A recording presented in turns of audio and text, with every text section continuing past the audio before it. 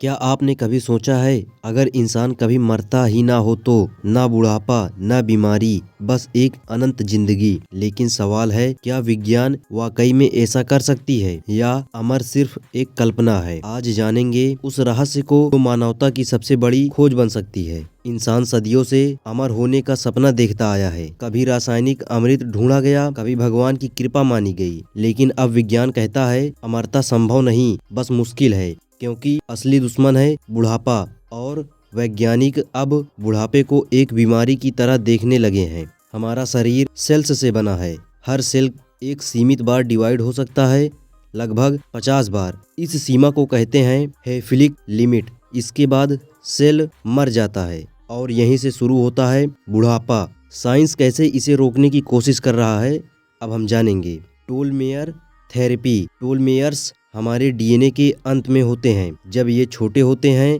हम बूढ़े हो जाते हैं। साइंटिस्ट इन्हें बढ़ाकर एगिंग को पास करने की कोशिश कर रहे हैं। Stem cell replacement.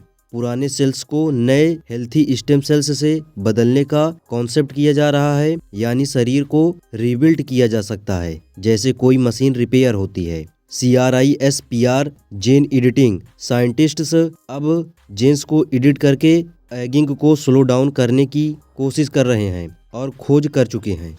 कुछ एक्सपेरिमेंट्स में चूहों की उम्र 30% तक बढ़ाई गई है। रियल लाइफ एग्जाम्पल्स अब हम देखेंगे। 2016 में साइंटिस्ट एलिजाबेथ पेरिस ने खुद पर जेन थेरेपी ट्रायल किया था। उनके टेलोमेयर्स 20 साल तक यंगर हो गए थे। और 2024 में गूगल की कंपनी कैलिको इस पर अरबों डॉलर खर्च कर रही है। उनका लक्ष्य है एगिंग को हैक करना, लेकिन इसमें खतरा भी उतना ही बड़ा है। अगर अमरता संभव हो गई तो सोचिए, ओवर पॉपुलेशन, हंगर और इनइक्वालिटी कहाँ जाएगी। क्या अमर लोग भगवान बन जाएंगे और बाकी सिर्फ आम इंसान रह जाएंगे। यहीं से शुरू होता है अमरता का डार्क साइड। विज्ञान अमरता के करीब पहुंच चुका है, लेकिन सवाल ये है कि हम अमर हो सकते हैं, बल्कि ये है या नहीं, क्या हमें होना चाहिए। क्योंकि अगर मौत रुक गई तो जीवन का अर्थ भी रुक जाएगा। कभी कभी सीमित जिंदगी ही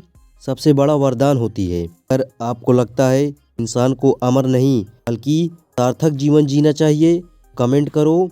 जीवन अमर नहीं, मूल्य है। ऐसे ही अमेजिंग फैक्ट्स के लिए सब्सक्राइब जरूर करें।